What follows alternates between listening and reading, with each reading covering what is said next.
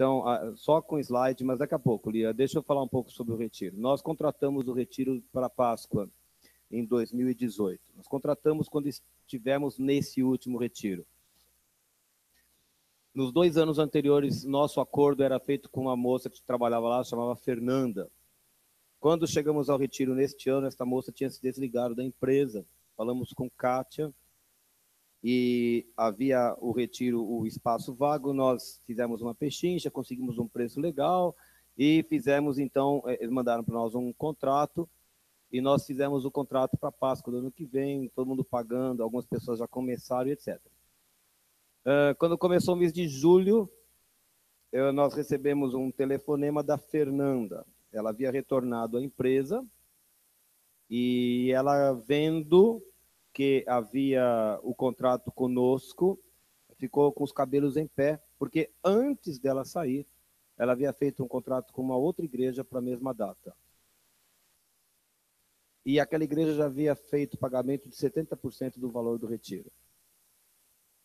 E ela apenas escreveu para o meu pai rebateu o e-mail para mim, dizendo que não havia como atender as 2 igrejas ali, e eles deram preferência a outra que já havia feito o pagamento com mais tempo. Aí eu telefonei para ela, e eu disse que tudo bem, não é culpa nossa, talvez não fosse culpa dela também, porque ela estava fora quando fizeram esse contrato, mas o fato é que agora criou-se um problema para nós. Porque a essa altura do campeonato, dificilmente você encontra um outro lugar, ainda mais da qualidade daquele, vocês já estiveram, sabem disso, né? Vago, e numa situação que a gente pudesse pagar. E o melhor que a gente conseguiu com eles foi uma mudança na data do retiro. Tá? Então, mantendo os mesmos valores, o retiro que seria na Páscoa, final de março, começo de abril, no ano que vem, ficou para o feriado de 12 de outubro. Sexta-feira, sábado e domingo. Podendo entrar no mesmo ano, 12 de outubro de 2018. Então, o retiro não seria na Páscoa, o retiro seria no segundo semestre. Você poderia pensar assim, melhor, porque eu tenho um prazo mais elástico para poder pagar. Mas criou outro problema, porque aí eu já entrei em cima e falei assim, quero já a Páscoa de 2019. Então, já que quem chega primeiro, isso significa que nós teríamos 2 retiros em menos de um ano, né? Porque já a Páscoa cairia em abril de 2019, e se você deixa para pagar até outubro de 2018, você vai me dizer depois que você não tem condição de pagar a Páscoa de 19, porque aí eles vão pedir um reajuste no horário, no valor e tudo mais. Então, eu consegui que eles mudassem todos os prazos, inclusive os prazos que nós acertamos, as nossas parcelas com o retiro, mas a gente fez um plano aqui. Eu vou pedir para a Linha mostrar rapidamente esse plano, espero que você consiga enxergar aí. Mas basicamente é o seguinte, você que já pagou até agora, o que começou a pagar, não deixe o seu pagamento de lado. Você vai pagar o retiro de outubro como se fosse para Páscoa. Deu para entender? Você vai pagar até março de 2018 o retiro de outubro. Pela fé que você vai, entendeu? Você paga e você vai 6 meses depois, mas você vai. Para quê? Em maio de 2018 você possa começar a pagar a Páscoa de 19. Ok? Então, para nós aqui na igreja, em termos do pagamento do retiro, do acampamento, a igreja não muda nada. Você está pagando agora um retiro, você continua pagando esse retiro como se fosse na Páscoa. Só que ele não vai ser na Páscoa, ele será em outubro. Tá? É a forma que a gente encontrou para não lesar ninguém aqui. Para que ninguém fale, eu não vou poder porque eu vou ter que pagar 2 de uma vez e não vou conseguir fazer. Nós vamos pleitear também ainda. Eles sugeriram um reajuste para 2019. Eu vou pedir uma redução desse reajuste. E nós vamos atrás de outras propriedades para 2019, que estejam mais em conta, inclusive, para que a gente possa negociar melhor com eles. Não tenho nenhuma intenção de sair de lá, não. O lugar é muito bom, ele atende muito bem a gente. Lindo lugar, comida maravilhosa, dá tudo certinho. Né? Mas no meio de todas essas coisas que acontecem, aconteceu mais essa.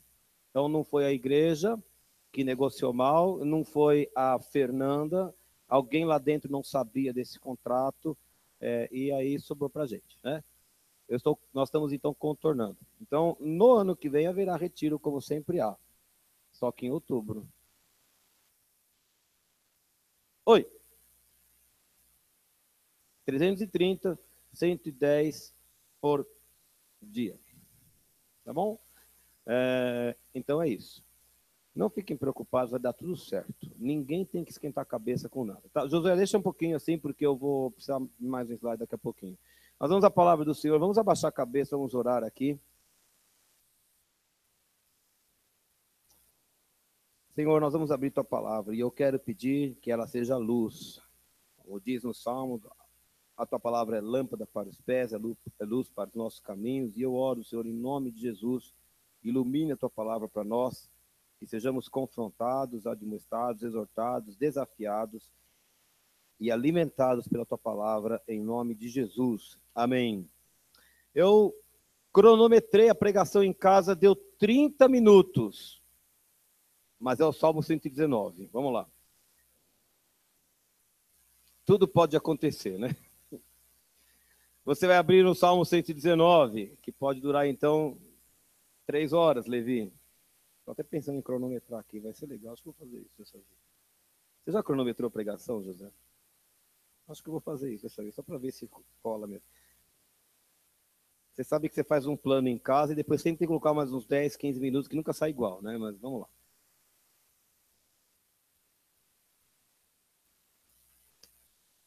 Cinco minutos? É mesmo? Eu vou mais curto, pode deixar. Versículo 65.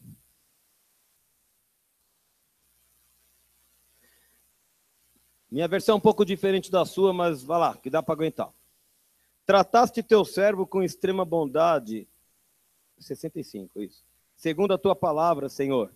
Ensina-me bom senso e entendimento, pois deposito toda a minha confiança em teus mandamentos.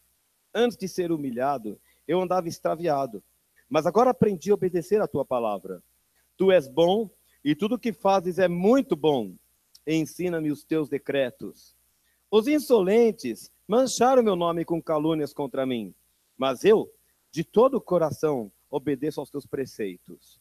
O coração deles é absolutamente insensível. Eu, contudo, tenho prazer na tua lei. Foi bom para mim ter sido castigado, para que aprendesse os teus decretos. A lei da tua boca vale, para mim, muito mais do que milhões em ouro e em prata.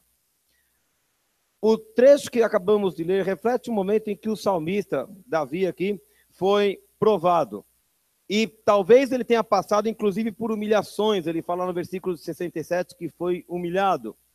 Esta humilhação pode ter, inclusive, chegado aos ouvidos de gente que não gostava muito dele.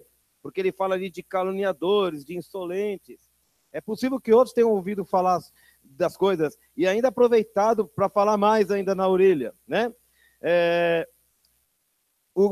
Essa aflição, que ele não diz qual foi, não aconteceu por acaso. O versículo 67 conta que antes de ele ser humilhado, ele andava errado. Ou, na minha Bíblia, ele fala, ele andava extraviado.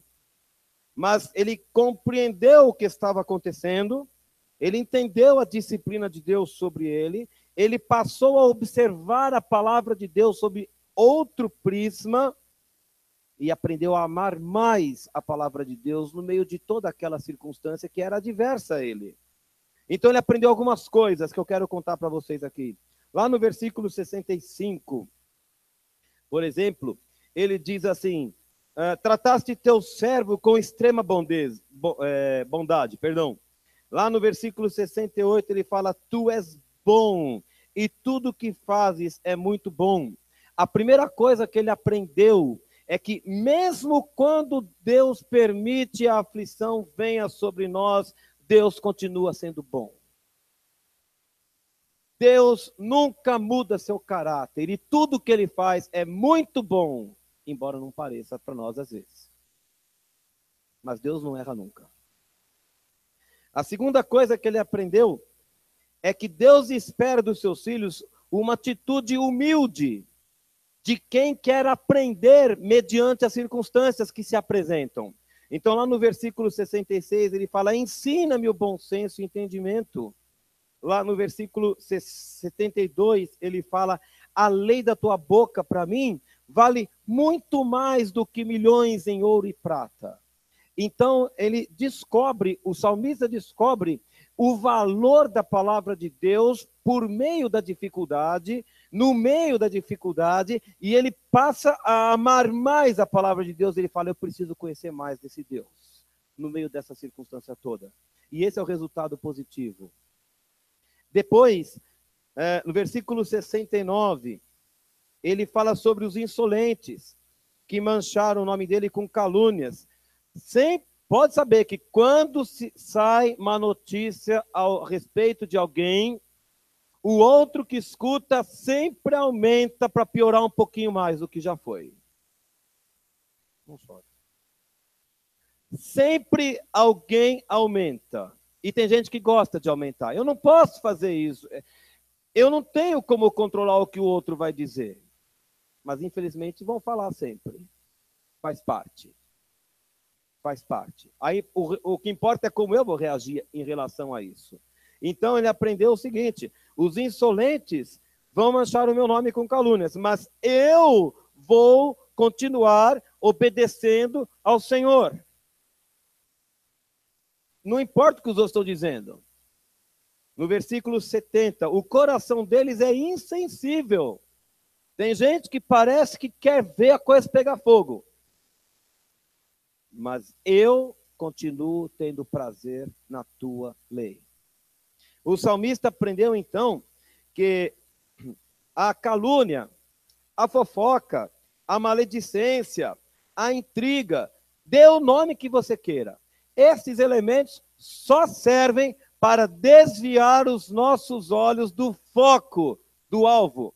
Deus cria circunstâncias para fazer com que olhemos objetivamente para o que Deus tem para a nossa vida, mas a gente ouve tanta coisa que estão dizendo de nós, tanta coisa, que a gente começa a olhar para o lado, tentando se defender de todo mundo.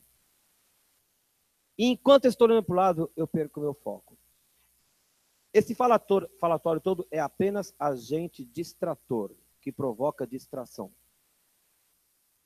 E o salmista aprendeu: eu vou continuar olhando para o Senhor. Podem falar o que for. A quarta coisa que ele aprendeu é o somatório, é o resumo que está no versículo 71. Foi bom ter passado pela aflição. É como está no seu texto. No meu fala do castigo. Foi bom ter sido castigado. Porque assim eu vou aprender os teus decretos. Quando ele fala de aprender os decretos aqui, eu entendo que o Senhor, por meio das dificuldades, das disciplinas, muitas vezes, por meio das situações adversas, revela para nós da sua essência, do seu caráter, dos seus princípios, dos seus valores, e nós passamos a conhecer mais do Senhor. Foi bom ter passado. Por que você está rindo? Você está brincando? Esse texto aí?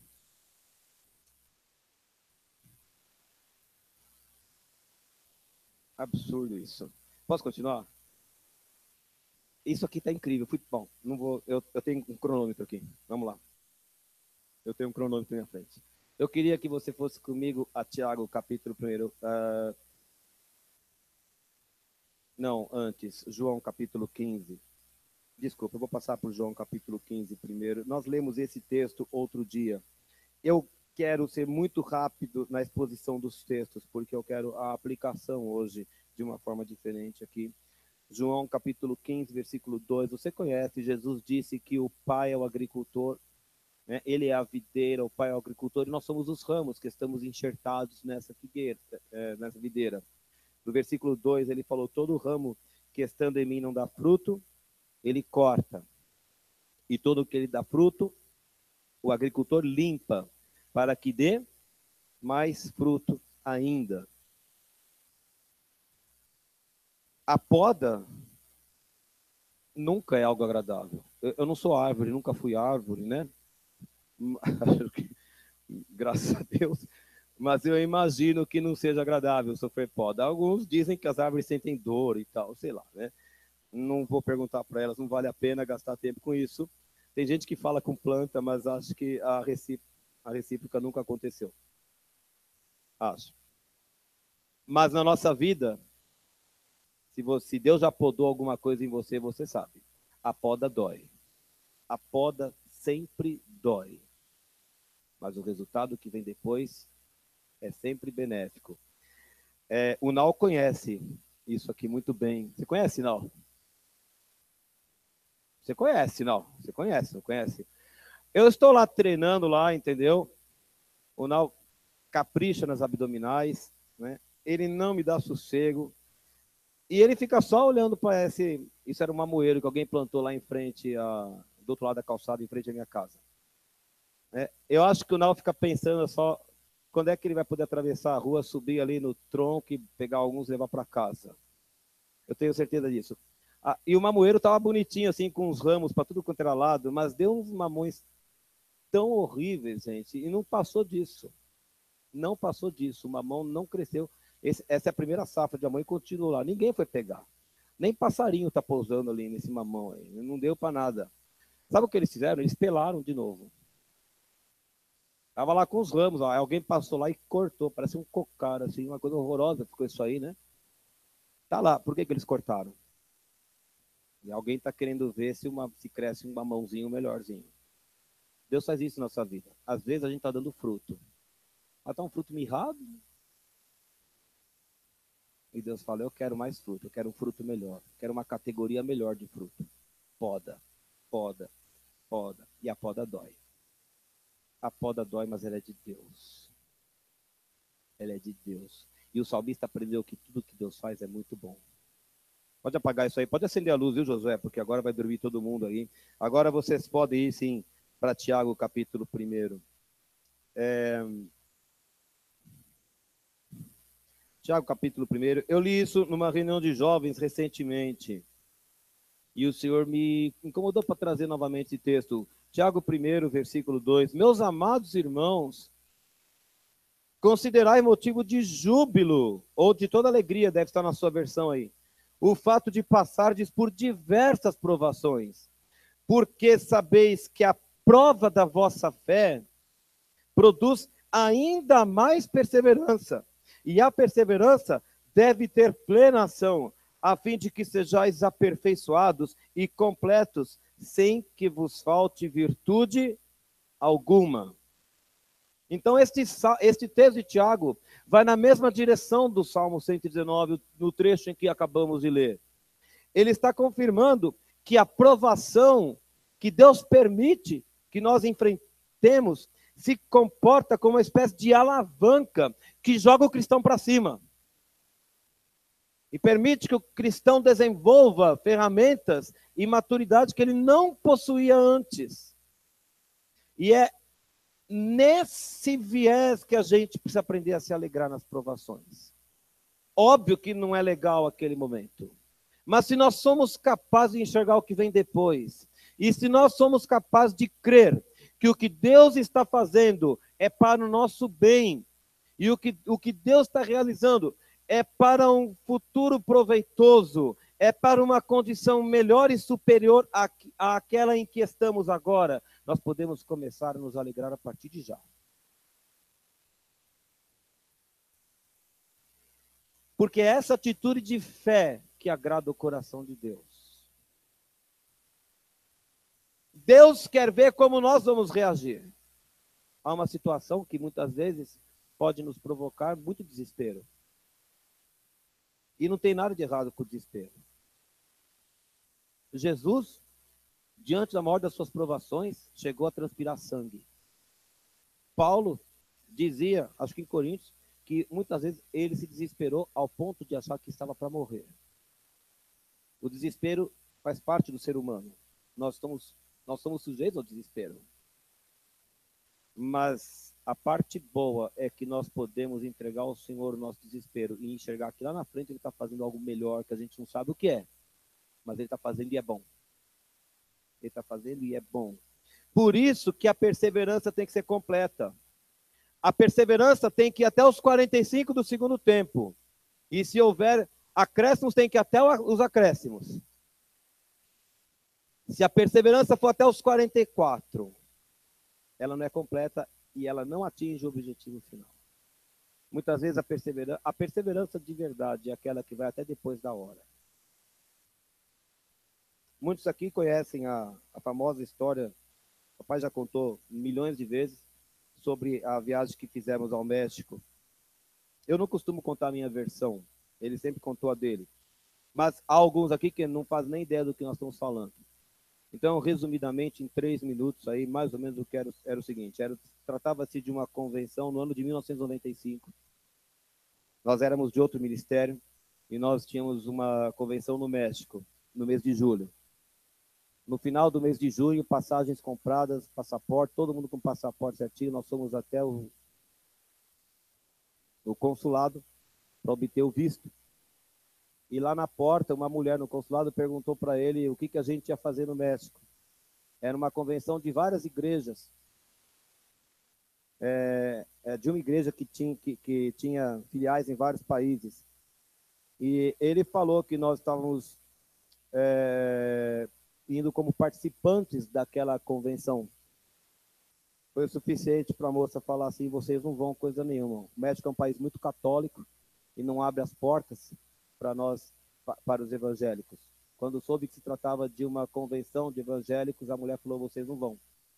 Nicarágua podia ir, Costa Rica, Porto Rico, eles não precisavam de visto para entrar, entrada livre. Brasil precisava. Todo mundo ia, menos a gente. E nós passamos um mês em campanha na igreja. Fizemos jejum.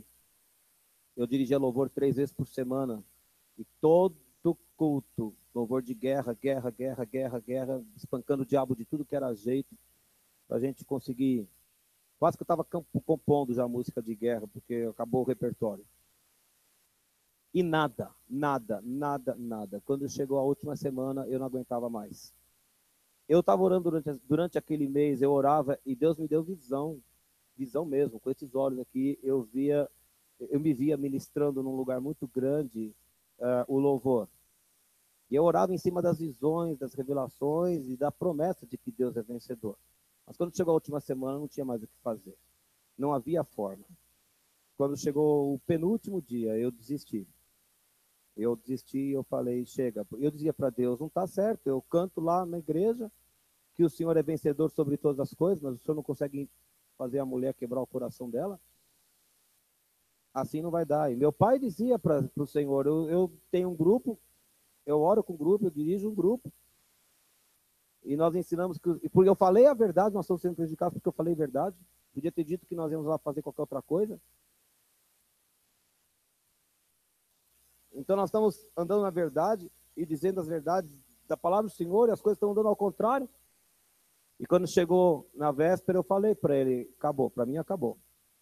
Acabou porque não tem mais o que fazer. E tinha culto lá em casa, tinha uma reunião aquela noite. E em vez de ir para a reunião, eu fui para o shopping center.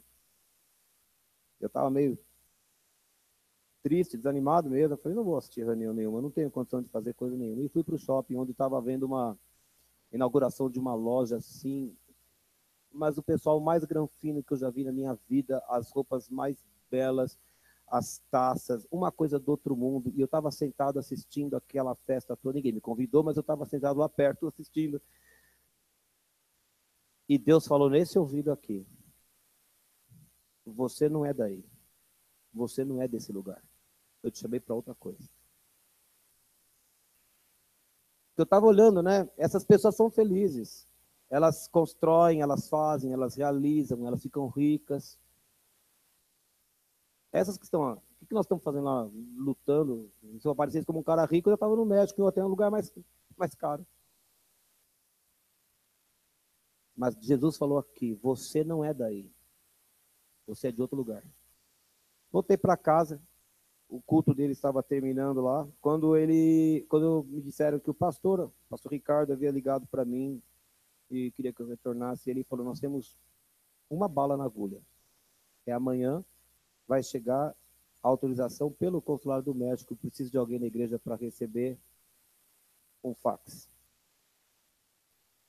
E mandar o fax imediatamente para o consulado aqui no Brasil. Nós temos um problema de fuso horário, tudo que abre no México abria aqui é mais tarde do que lá. Então, quando aqui era meio-dia, estava abrindo lá, tinha que chegar até as 2 da tarde aqui. E a moça que tinha que mandar o fax não foi. Ela passou mal, ficou doente. Para piorar, eu não sabia operar um fax, nunca tinha operado na minha vida e não falava espanhol. Não entendia patavinas de espanhol. Eu não entendo até hoje. Eu passei a manhã esperando e tudo atrasou. Mas naquela manhã, naquele dia, o Senhor me fez sentar, ajoelhar-me ali numa cadeira. E Deus mostrou como Ele gostaria que a gente lutasse até depois do último minuto. E que a gente defendesse as coisas do Senhor até depois do último minuto. E eu compreendi o meu erro. Porque, na verdade, eu entendia que Deus tinha que fazer porque eu estava falando que Ele era bom.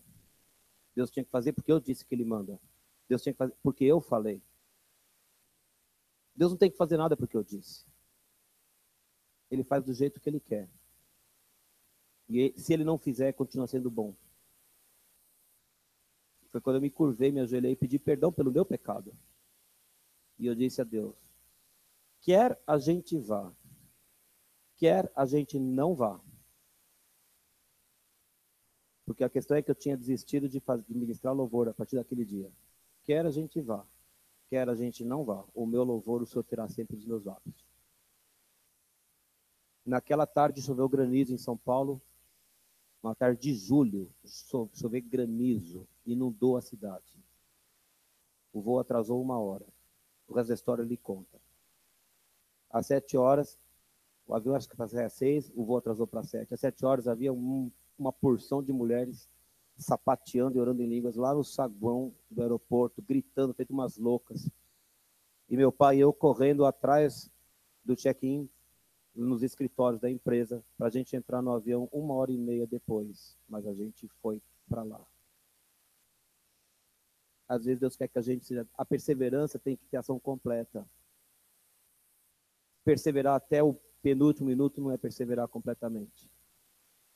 E eu acho que foi isso que moveu aqui a igreja. Vocês viram que o Pedro Paulo e outros rapazes, não lembro quem, colocaram ali um tablado ali, e era uma proposta do pai. O papai ia começar a limpar a igreja aqui há 3 semanas. Mas aí eu resolvi que eu ia viajar, a Glaucia achou que tinha que viajar, a Selma foi viajar, todo mundo viajar, e o pai falou assim, eles me abandonaram, eu vou ter que limpar o escritório sozinho. Ele ia colocar as coisas para mudança, tudo ali já, 3 semanas atrás. Ainda bem que a gente foi viajar. Porque aí ele olhou e falou, é muita coisa para fazer sozinho. Aí ele desistiu. Aí na outra semana ele falou, não estou com vontade de fazer. Ainda bem, porque se tivesse feito, ia ter que desfazer tudo agora. Porque a gente está aqui ainda. Porque a perseverança tem que ter ação completa. E a gente tem que aprender até depois, aprender a esperar até depois do último minuto. Aleluia. E esses momentos são ímpares, porque a gente nunca mais é o mesmo depois dessas circunstâncias. Porque a gente aprende muito sobre o Senhor. E a gente aprende a se colocar corretamente diante do Senhor. Nosso relacionamento com Deus ganha intensidade. Ele ganha uma cor diferente. Ele se transforma num Deus relacional. A gente diz que o nosso Deus é relacional, mas quantos de nós temos relação com Deus de verdade? E agora a gente começa a ter experiências concretas sobre quem é Deus e como Ele atua em nossa vida. Mas eu quero ir para outro texto. Eu estou aqui em um texto famosíssimo de 2 Crônicas, capítulo 7. Versículo 14. É um texto tão conhecido, tão bonito. E o Senhor diz a nós assim, se o meu povo, que se chama pelo meu nome, se humilhar, orar, buscar a minha face e se afastar dos seus maus caminhos, eu ouvirei dos céus, perdoarei os seus pecados e curarei a sua terra. Acho que foi na reunião de oração que alguém leu ou comentou esse versículo, Acho que foi na reunião que tivemos na segunda-feira. Esse é um versículo tão conhecido e que nos enche de esperança sempre. Toda vez que o povo de Deus se coloca diante dele, em contrição, prostrado, adorando, rendendo-se ao Senhor, ao senhorio do Senhor. Ele se inclina para esse povo e ele distribui da sua misericórdia sobre esse povo. Ele não consegue reter, porque ele é um Deus bom. E quando ele vê no coração humano o arrependimento, a contrição, a humilhação, quando nós decidimos mudar nossa atitude, quando nós reconhecemos que falhamos com Deus em várias coisas, o Senhor se torna beneficente para conosco. E ele muda o cenário. Ele não apenas perdoa o pecado, como ele muda o cenário. Perdoarei os seus pecados e sararei a sua terra. Ele muda o cenário, ele muda a situação. Agora, cuidado. Se alguma vez você tropeçou diante do Senhor, e se alguma vez você colheu os frutos do seu tropeço, e se alguma vez você provou da benevolência do Senhor, então você sabe qual é o grande risco que a gente corre. O grande risco que a gente corre é o de achar que é sempre assim. E começar a abusar da boa vontade de Deus. Eu quero que você vá comigo a Oséias. É um dos textos mais lindos e que nós gostamos de proclamar a todos os cantos da terra, mas é ao mesmo tempo tão sério, dentro do contexto em que foi colocado, que eu tenho até receio, às vezes, de falar. Onde está Oséias na minha Bíblia? Meu Deus do céu. Senhor, tem misericórdia. Eu vou começar no capítulo 5, versículo 15. Para você entender exatamente do que Deus está falando em Oséias capítulo 6. A gente vai começar no 15. 5:15. Posso ler? Então, é Deus falando para Oséias. Eu retornarei ao meu lugar, até que eles, povo de Israel, reconheçam todo o mal que cometeram e que são culpados, e então busquem a minha face. E é certo que debaixo de grande aflição, eles me buscarão desesperadamente com todo fervor. Olha o que Deus está falando. Permitirei que Israel passe por aflição tal que eles virão até mim dizendo o seguinte. E aí começa então o capítulo 6, que a gente gosta de dizer. Vinde, voltemos para Jeová, para Yahvé, para o Senhor, porquanto ele nos arrebentou, mas haverá de nos curar. Ele nos feriu, mas cuidará de nossas chagas. Passados 2 dias, nos revigorará. E ao terceiro dia nos erguerá e restaurará, a fim de que possamos viver em sua presença. Conheçamos e prossigamos firmemente adorando e conhecendo Jeová, o Senhor. Tão certo como nasce o sol, sua vinda ocorrerá sobre todos nós, como as boas chuvas que vivificam a terra nos tempos apropriados. Quantas vezes na nossa vida nós falamos, o Senhor permitiu que eu passasse pela aflição, e nós respondemos, eu vou buscar mais a Deus. Agora eu vou jejuar, agora eu vou me humilhar, agora eu vou me curvar diante do Senhor, agora eu vou fazer, agora eu vou andar certinho com Deus. Olha a resposta de Deus a Israel. Que te farei, Efraim? Que te farei, Judá? Porque o vosso amor é como a neblina da manhã e como orvalho que rapidamente se evapora. Deus conhece nosso coração e sabe que os nossos votos muitas vezes são como neblina. Você conhece neblina? De manhã está aquele negócio, ninguém enxerga nada, mas basta sair um pouquinho de sol, dissipa tudo. Quantas vezes nossos votos para Deus, nossos votos de amor, nossos melhores votos de amor para o Senhor são como neblina. Votos que nós fazemos diante de uma grande situação de desespero. Mas deixa melhorar a situação e a gente esquece como é que era. E é isso que o Senhor está falando. O que eu vou fazer com vocês? E ele fala lá no versículo 5, por essa razão eu vos abati, por intermédio dos meus profetas, e eis que eu vos matei, por meio da palavra da minha boca, e os meus juízos partiram num luzeiro como relâmpagos sobre todos vós. Afinal, o que eu desejo é o vosso amor, e não sacrifícios. E entendimento quanto à pessoa de Elohim, Deus, mais do que ofertas e holocaustos. O povo disse, vamos adorar ao Senhor, vamos servir ao Senhor, vamos conhecer o Senhor, vamos amar ao Senhor, e Deus está falando, é exatamente isso que eu quero mesmo. Eu quero o seu amor, eu quero que vocês me conheçam, eu quero que vocês se aproximem de mim. Versículo 7. Porém, na cidade de Adão, a exemplo da humanidade, eles quebraram a aliança e me foram infiéis. Você conhece a história de Oséias?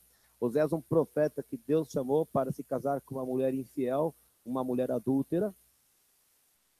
Esta mulher traiu a Oséias e Deus falou, vai lá e compra a mulher. E ela vai ser tua, quer ela queira, quer não, ela vai ser sua. Vai ter que esperar por você. Representando o relacionamento de Deus com o seu povo. Mas essa conversão, quantos de nós já fizemos? Agora eu vou andar certinho. Agora eu vou fazer direito. Até que as coisas se acalmem, a gente esquece do voto que a gente fez com Deus. E Deus sabe como é que nós somos. O que eu vou fazer com você? O seu amor por mim é igual a neblina, já passou. E assim que as coisas se estabelecem, assim que tudo se fica apaziguado, a gente volta a ser o que a gente era antes.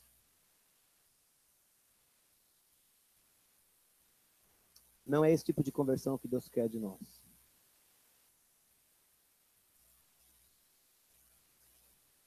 E Deus me mostrou mais 2 textos. Agora eu vou pedir que vocês me ajudem aqui e com microfones. José, tó. Esse aqui é ruim, mas vai ter que funcionar, tá? Aderlan, olha aí. Esse aqui, ó. 3 para ele, tá? Que o cabo chega lá. Essa aula daqui vai abrir em Jonas, capítulo 2. Esta aula de cá vai abrir em Salmo 116. Tá bom? Para vocês me ajudarem um pouco aí.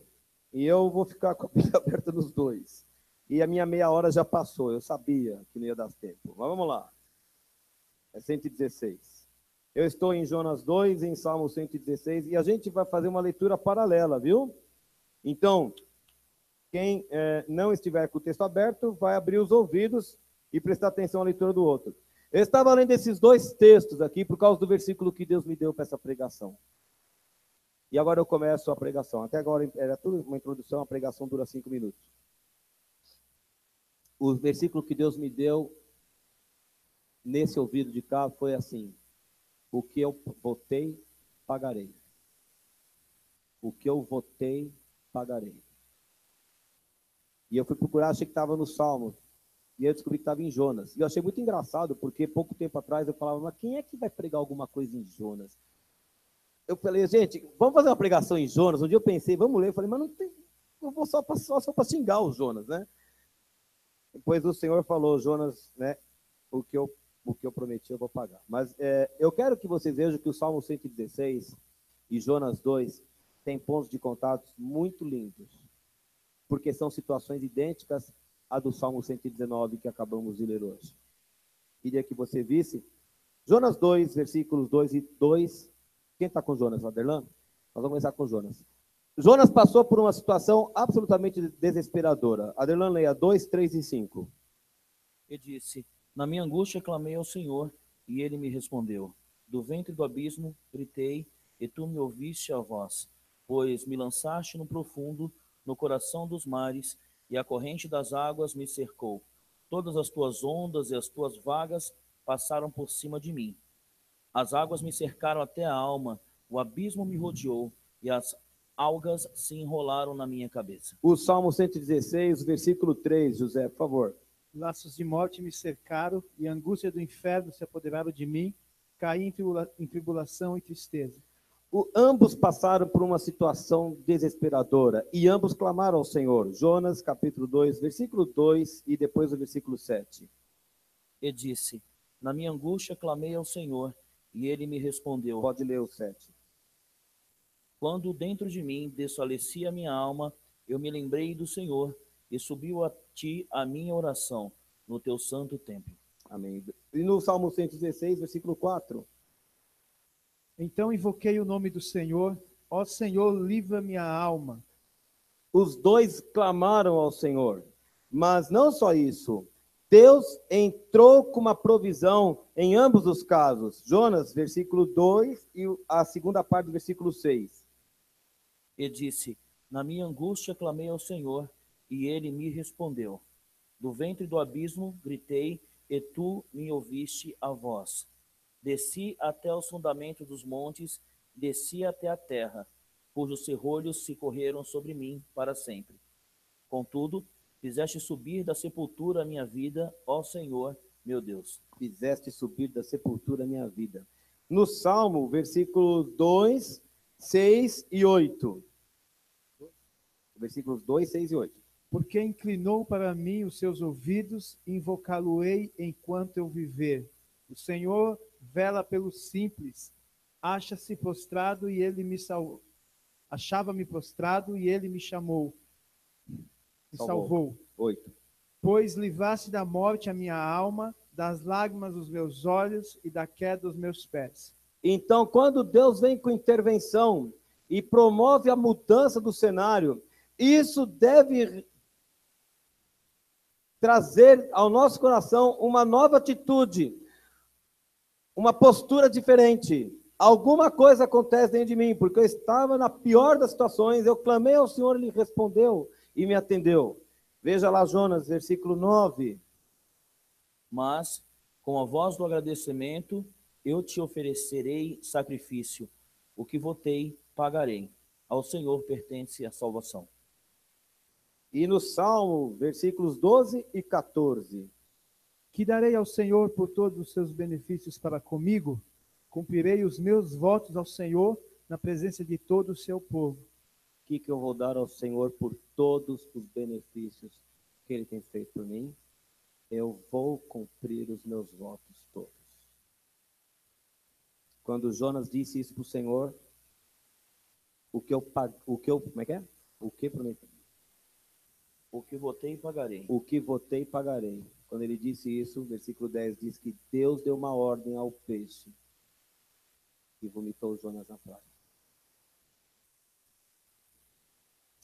Às vezes Deus quer esperar uma atitude aqui dentro. Eu vou fazer diferente. E o Senhor vai abrir a porta.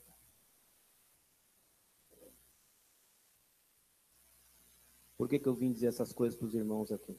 Tudo isso que eu falei pode ser aplicado a qualquer área da sua vida. Pode ser aplicado à sua relação com seus pais, com seus filhos, pode ser aplicado ao seu casamento, pode ser aplicado ao seu emprego, pode ser aplicado à sua vida espiritual, pode ser aplicado ao pecado que você quer vencer e tem sido tão difícil. Tudo isso que nós lemos aqui vale para qualquer circunstância da nossa vida. Só que hoje estamos falando da igreja da Rocha. E eu passou um filme com várias imagens ao mesmo tempo na minha mente, sobre tudo que tem acontecido recentemente aqui. Eu estava falando de uma experiência marcante na minha vida quando quisemos ir ao médico e havia um bloqueio que era notoriamente espiritual e como Deus nos levou a aprender a lutar até depois da hora. E nós vimos a mão poderosa do Senhor até depois da hora. E nós descobrimos que Deus é capaz de fazer o tempo andar para trás, se for necessário.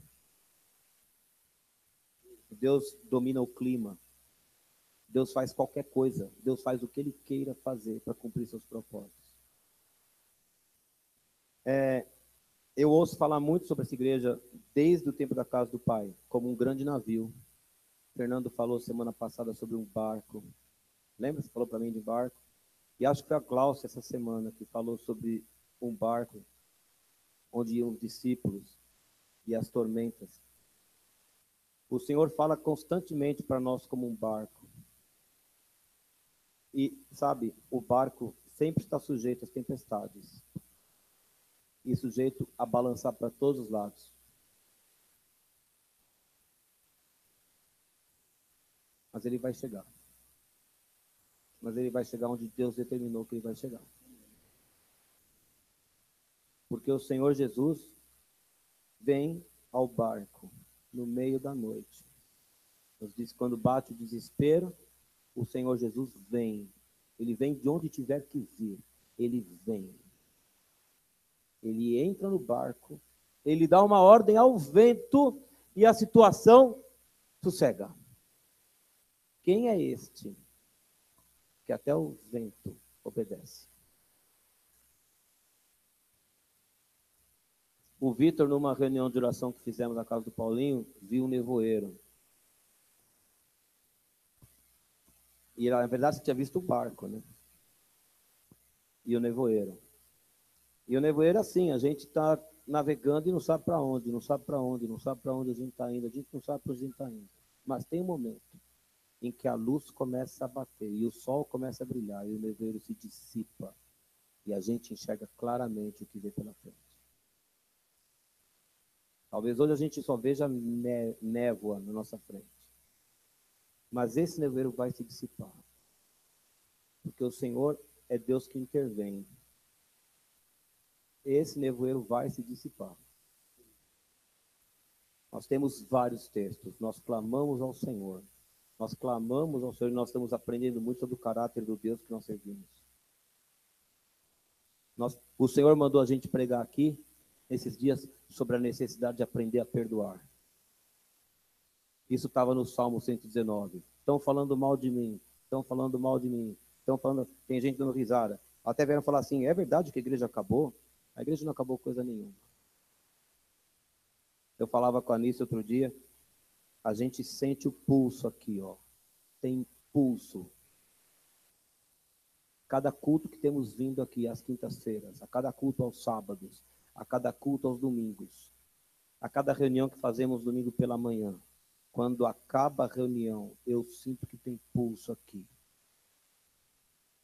Você não sente? Tem pulso. Podem falar lá fora. Eu não vou tirar os meus olhos do foco. Nosso foco é servir a Jesus. Eu não tenho, pode falar o que for, pode xingar, pode espernear, pode gritar, pode provocar, ou não. Não interessa. Meus olhos são. Meu assunto é com Jesus. Não é com você, não é com você, é com Jesus meu assunto. Você entende, meu irmão? Vamos parar de olhar para o lado? Vamos olhar para frente. Quem foi que morreu na cruz por nós? Quem é que está sentado à direita do Pai? Quem é que governa sobre todas as coisas? Desculpa, não é você, não é seu vizinho, não é seu parente, é o Senhor dos Exércitos. Nosso assunto é com Ele. Nós vamos perdoar. Nós vamos perdoar o que for, não é problema nosso. O Senhor mandou pregar recentemente sobre frutos. Você viu o mamoeiro ali. Deus tem podado. Deus está podando porque Ele quer um fruto de qualidade melhor. José vem aqui dar testemunho do Corra, vocês vêm dar testemunho das suas visitas, todo mundo está dando testemunho o tempo todo. Os frutos estão aí, mas Deus quer frutos de qualidade superior. Então Ele vai fazer poda sim. Vai doer sim. Mas o que virá depois é melhor. O que virá depois é muito superior. Deus deu ordem a essa igreja que se reunisse para orar. Nós tivemos aqui 25 pessoas em círculo aqui orando. A presença de Deus estava naquela noite aqui. Quantos vieram aqui orar e sentir a presença de Deus aqui naquela noite? O Senhor estava aqui. E nós saímos daqui felizes. E eu não estou fazendo cobrança de você que nos veio. Eu sei que alguns não podiam. Eu sei que havia gente que estava ministrando em outros lugares. Não se sinta cobrado. Eu só estou dizendo que o Senhor mandou orar. E o Senhor referendou porque Ele estava aqui no nosso meio. E o Senhor aqui, você vê nos textos, eles clamaram ao Senhor. E o Senhor atendeu. O Senhor mandou perseverar até o último instante. Nós perseveramos e resolvemos na quinta-feira que ficaríamos aqui. E na sexta. E nós estamos aqui. E nós ficaremos aqui, sabe até quando, Doroti? Até quando Deus mandar. E eu orei ao Senhor, eu só quero sair daqui se for para coisa melhor. É meu direito pedir isso a Deus. Ele é meu Pai. Eu só quero sair daqui se for para coisa melhor, porque a gente não esteja cabendo aqui.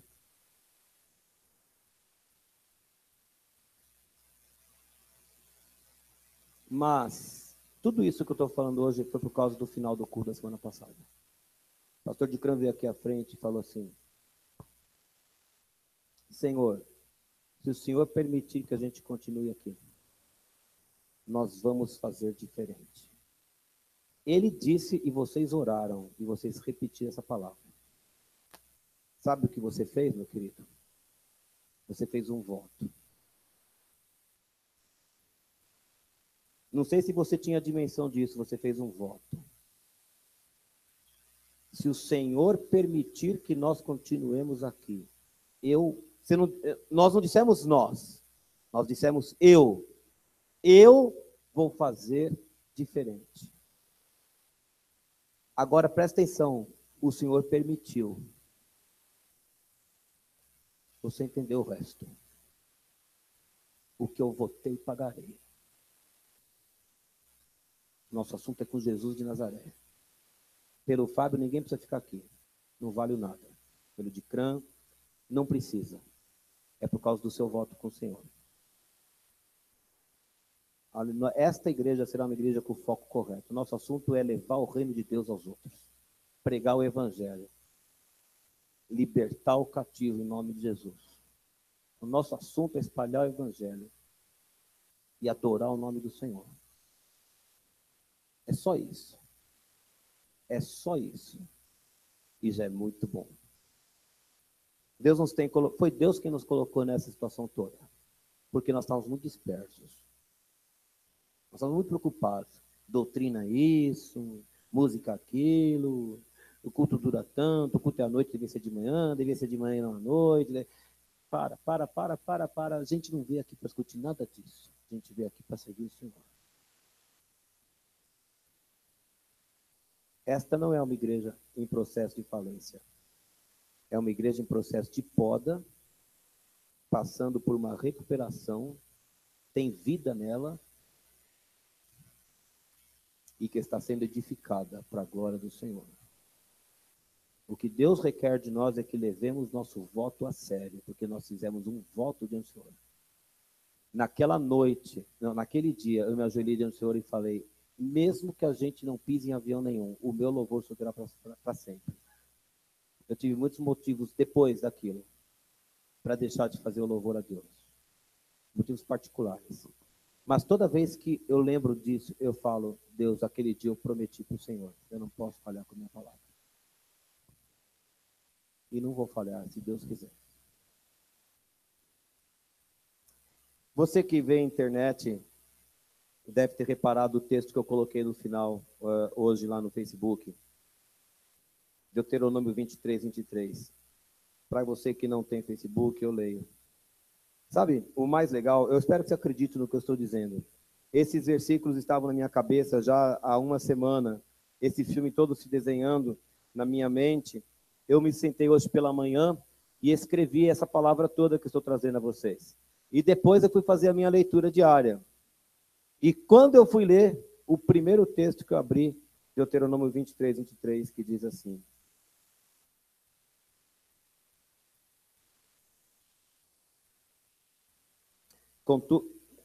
Lê aí, José, na sua Bíblia, aí, que a minha tradução eu não gostei.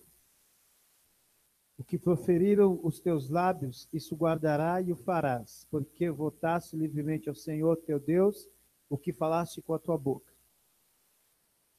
Lê de novo, mais devagar aí. Presta bem atenção, é um mandamento do Senhor. O que proferiram os teus lábios, isso guardará e o farás. Aí, o que os teus lábios proferiram, isso você vai guardar e fazer. Por quê? Porque votastes livremente ao Senhor teu Deus, o que falaste com a tua boca. Você não foi coagido a dizer nada. Você disse porque você quis. Então você vai fazer. Nós vemos uma geração que tem uma crise de palavras. As pessoas dizem uma coisa e fazem o contrário. O nosso mundo é assim hoje. O nosso Deus não é assim. O nosso Deus é Deus de sim, sim, não, não. Se você prometeu, você vai. Ah, você vai sim.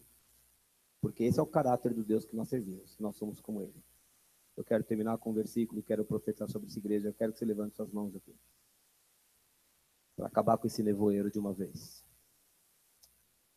Eu estou diante do Senhor falando isso. Tá? Eis que faço coisa nova, que está saindo à luz. Porventura não percebeis? Está saindo à luz porque o Senhor está acabando com o nevoeiro, viu, gente? Eis que faço coisa nova que está saindo à luz. Porventura não o percebeis? Eis que porei um caminho no deserto e rios no ermo. Uma igreja que tem como nome água, tem que ter rio. Haverá rios aqui. Em nome de Jesus. E você vai fazer a sua parte. Dê um aplauso ao Senhor hoje.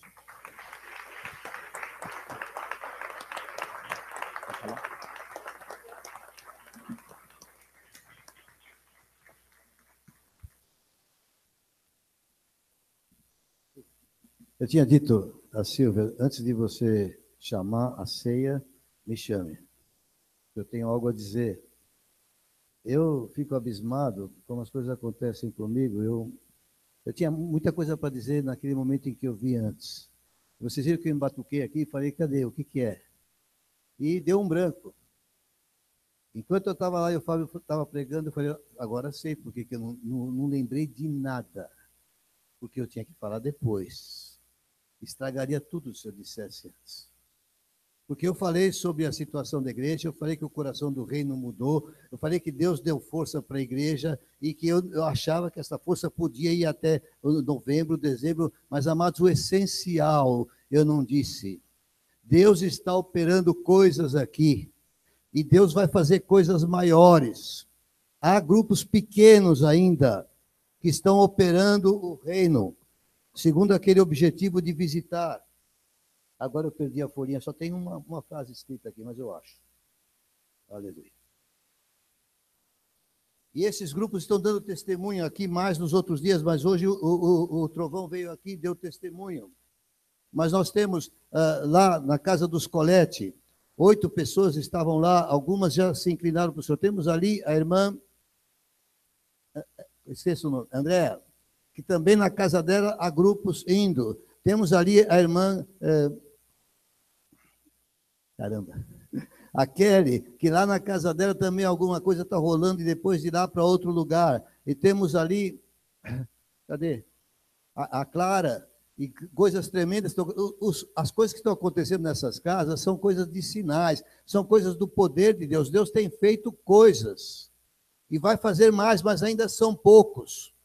Hoje nós não podemos fazer reunião, acho que as pessoas não acreditavam que nós estivéssemos continuando na igreja, mas hoje era para ter, domingo que vem vai ter reunião aqui, e nós queremos juntar mais pessoas nesses grupos de visitação, porque o Nau veio aqui e testemunhou o que Deus está fazendo também lá. Há muitos lugares. Quantos já têm trabalhado em visitas? Levante a mão. Levante a mão. Tem acontecido as coisas ou não tem? Marcela também tem ido. Amados, o que eu enxerguei, que me deu ânimo de falar, vamos ficar, porque não só o Senhor deu suprimento, e agora o povo vai continuar nesta força, mas eu falei, nós vamos crescer, porque nós vamos trabalhar, é preciso crescer, vamos trabalhar nesses 4 meses como nunca fizemos, porque o Senhor vai encher este lugar, e de gente nova. Pode ser que o Senhor traga também, como foi dito, gente antiga. Não tem importância, a gente recebe a todos de braços abertos. Mas o Senhor vai encher este lugar de gente nova. E você vai ser aquele instrumento usado por Deus. É isso que eu enxerguei. É isso que me deu força, viu, Paulinho? De falar, vamos ficar. Vamos continuar. Porque eu vejo a mão de Deus trabalhando. Eu vejo a unção de Deus caindo sobre nós. Eu vejo Deus novamente confirmando a sua palavra, e ele vai usar cada um. Eu tenho saído, eu me dispus, eu estou indo nos lugares. Terça-feira eu vou na Leste, outro dia eu vou lá para Votorantim, outro dia eu vou lá para Praia Grande. Eu decidi botar sebo nas canelas. Eu recomendo que você faça a mesma coisa em nome de Jesus. Vamos encher este lugar. Melhor, o Senhor vai encher. Porque o Senhor poda para que dê fruto, e para que dê mais fruto, e para que o fruto permaneça em nome de Jesus. Amém? Eu vou fazer. Na medida que o Senhor me der força, faça também em nome de Jesus.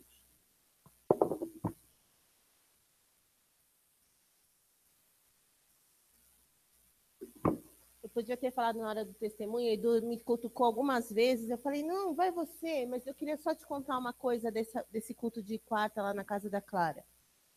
O Edu, fizemos louvor, Pedro Paulo conduziu louvor, Edu pregou, e nós fizemos uma pergunta, alguém tem algum motivo de oração? E as pessoas olharam para a nossa cara do tipo, não é comigo. E aí dá um negócio, né, Érica? Que você fala, e agora? Para onde nós vamos? Alguém tem, mas ninguém tem nada? Não, ninguém tem nada. Pois o Espírito Santo, porque conhece o coração de cada um, falou, tem sim. É isso, e começou a revelar, começou com a Marcela, e aí o Senhor trouxe para Kelly, trouxe para mim, eu sei que foi um mover, aquelas pessoas começaram a chorar, tinha uma pessoa que estava tendo fluxo por 1 mês, e a irmã que revelou falou assim, olha, eu sinto Deus curando aqui nessa região, eu não sei o que é, ela ficou constrangida de se manifestar, depois que nós fomos embora, ela foi falar, eu realmente estava assim, fora o moço que foi a cura, então tem um tempo novo. Irmãos, quando o pastor Fábio fala de nevoeiro, ele é real. Quarta-feira foi difícil sair de casa. Quase não fui, quase o Pedro Paulo não foi, quase que não foi, quase que não foi. Revelou até criança? Que criança? Ah, é, teve uma revelação que tinha terror noturno, era uma criança, nós oramos, impusemos mãos, enfim. Foi incrível. Mas se você sair de casa, se você sair, lembra aquele texto de Marcos, ia cooperando o Senhor com eles? Se você for fazer, colocar a mão no arado, o Senhor vai com você. E aí você vai poder contar os seus testemunhos, que é bom ouvir os testemunhos dos outros, mas é melhor ainda quando são os seus. Amém?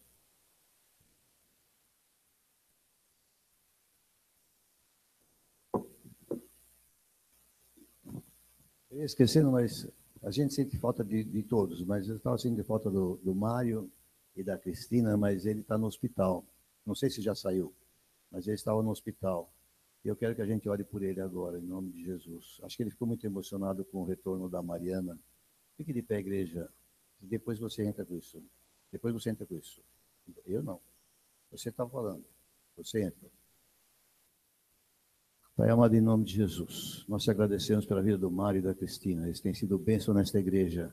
Eles têm servido ao Senhor, têm testemunhado o Senhor. Eles têm se disposto a me ajudar a ir. Pai, em nome de Jesus, ele está sofrendo com esse coração, vai e volta, vai e volta. Não é razoável isso, Senhor. O Senhor é soberano, o Senhor sabe todas as coisas, mas o nosso desejo, o nosso pedido ao Senhor, segundo a tua palavra, o que pedirmos ao Senhor, no nome de Jesus, o Senhor concede. Então, concede estabilidade de saúde ao Mário. Tira ele daquele hospital, Senhor. Leva ele para casa, para que nós possamos gozar da sua presença. Ele comemora aniversário terça-feira, Senhor. Que possa ser uma bênção, Pai. Em nome de Jesus, nós clamamos pela vida e pela saúde dele, em nome do Senhor. Amém. Agora a Silvia tem mais alguma coisa aí? Não, não sou eu, não. É ela. Você está se movendo, é você. Você fica em... Vem aqui, Flávia. Vem cá, José. Vem lá comigo.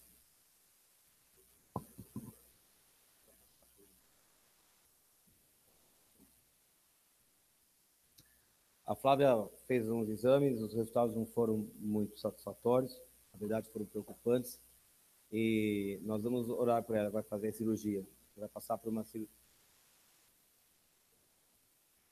Amanhã ela vai passar no médico e talvez faça uma cirurgia na quinta ou na sexta, e nós vamos acompanhar, nós vamos abençoar, ou não, né?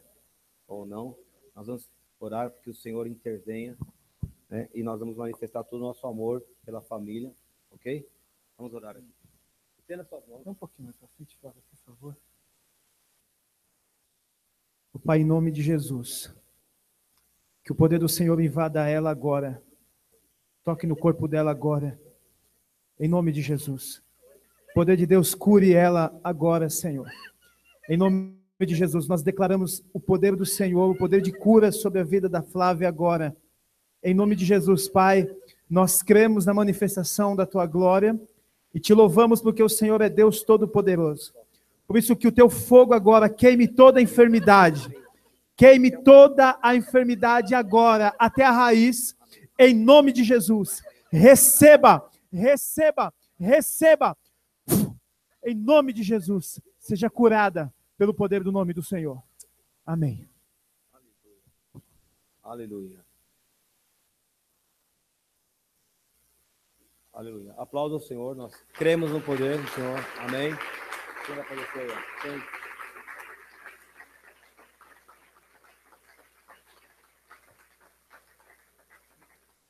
Aleluia. Pode sentar, nós vamos fazer a ceia.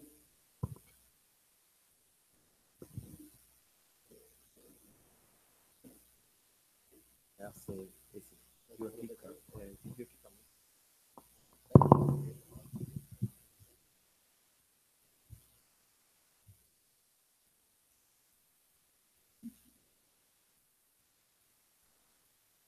Boa noite, igreja. Eu vou ler aqui Mateus 9, a partir do versículo 19.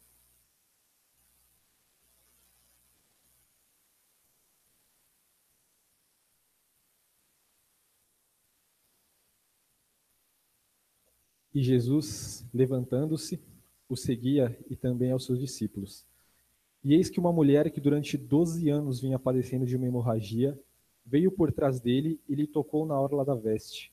Porque dizia consigo mesma, se eu apenas lhe tocar, a veste ficarei curada.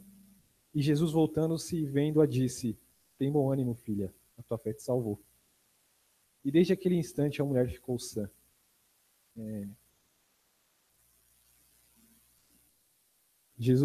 Deus, na verdade, enviou Jesus para morrer pelos nossos pecados, porque ele sabia que nós somos falhos e que nós íamos errar contra ele, que o que a gente merece é um inferno, e ele não podia aceitar isso. Só que ele também olhou para mim, vou me pegar como exemplo, e falar assim, mas o Pedro é tão cabeção que mesmo assim ele vai continuar errando contra mim. E mesmo eu dando a salvação para ele, ainda assim ele vai se afastar de mim. E ele, através de Jesus, instituiu a ceia, que é algo que nos traz de volta à comunhão. Existe aquela frase que diz que uma laranja podre dentro de uma caixa de laranjas boas apodrece todo o resto. Mas laranja é laranja e Jesus é Jesus. Por mais que a gente tenha falhado, se a gente está no corpo, a gente é restaurado. Essa mulher, ela tinha uma impureza, ela era considerada impura, e Jesus estava indo para a casa de Jairo, que é um dos chefes naquela época.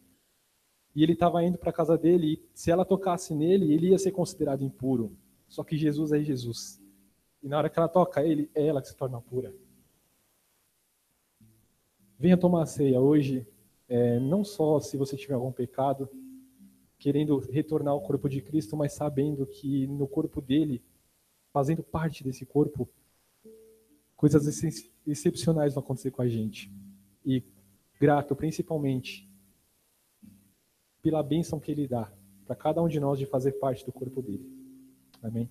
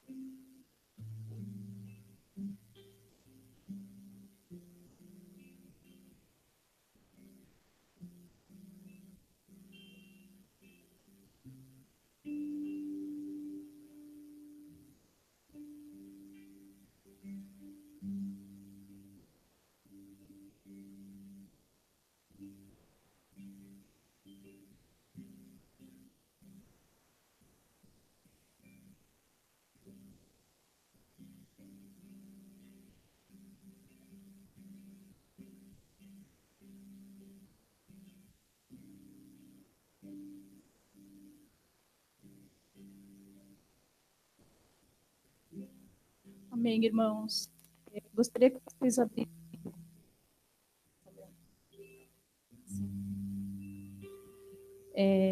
Provérbios 3, versículo 9 e 10. Vou ler, tá? Quem quiser abrir pode acompanhar. Honra ao Senhor com os teus bens e com as primícias de toda a tua renda, e se encherão fartamente os teus celeiros e transbordarão de vinho os teus lagares. É uma promessa do Senhor e é tão pequena a nossa parte, perto do que Ele diz que vai fazer para nós. O dízimo, ele faz parte da obediência, mas é tão difícil quando se trata de dinheiro. E eu tenho provado que, em todos os sentidos, a obediência em relação ao Senhor é por amor, em todos os sentidos. O Senhor tem feito tantas coisas por nós, em todos os sentidos, que a gente fica tão constrangido. E como há pessoas que ainda têm problemas em dizimar, porque não é nada nosso dinheiro, perto do que o Senhor já fez por nós, e perto do que Ele faz e ainda vai fazer. Eu tenho vivido uma experiência muito louca na minha casa, e eu não vou aqui expor a minha família, eu vou glorificar o nome do Senhor. Eu sou a única, por enquanto, né?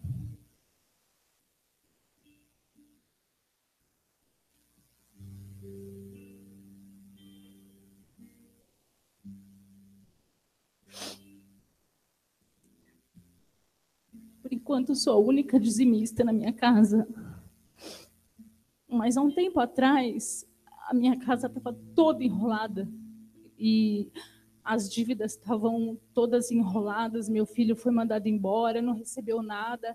A gente sabe que tem aquele assunto de não buscar o Senhor, de brecha, mas...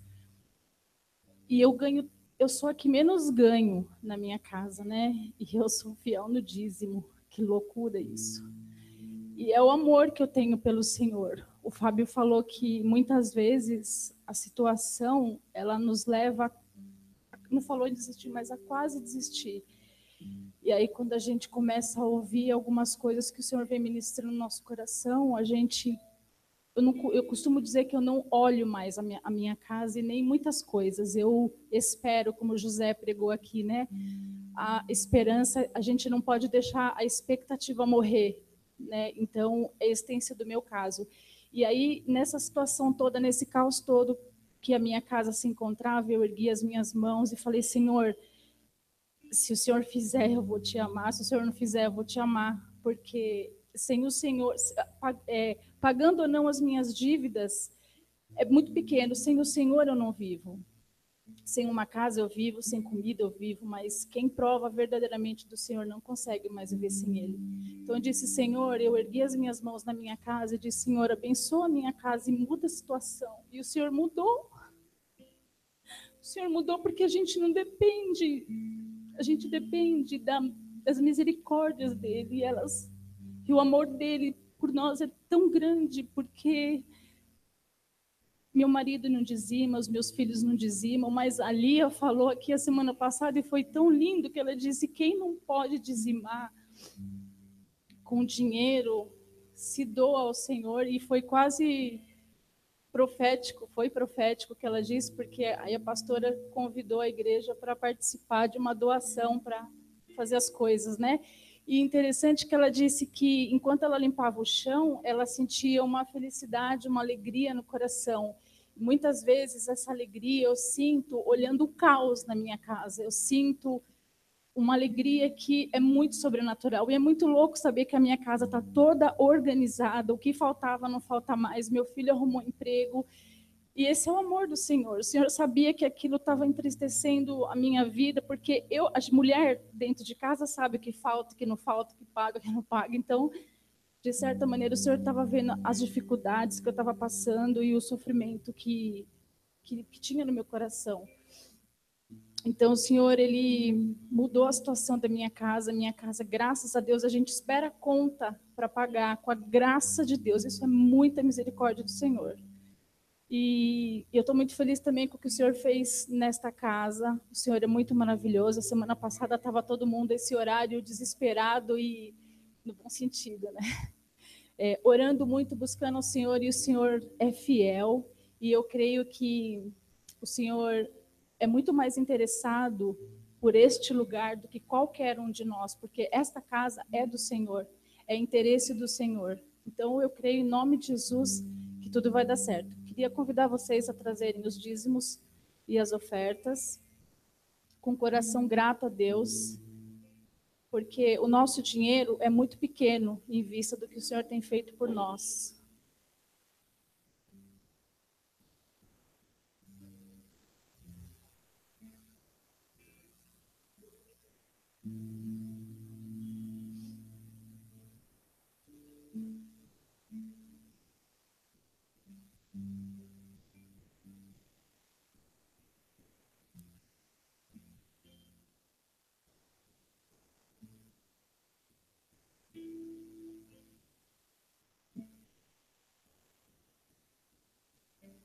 Vamos orar em nome de Jesus.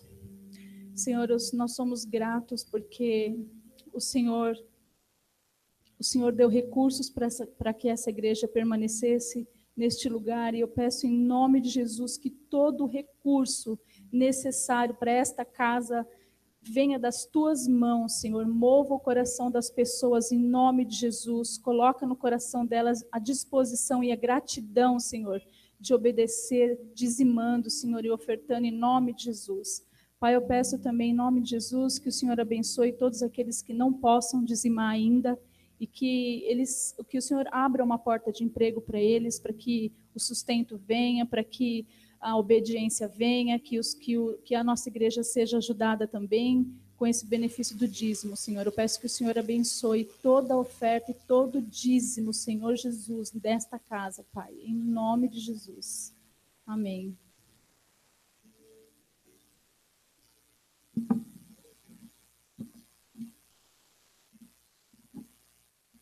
Glória a Deus. Coloque-se de pé, por favor.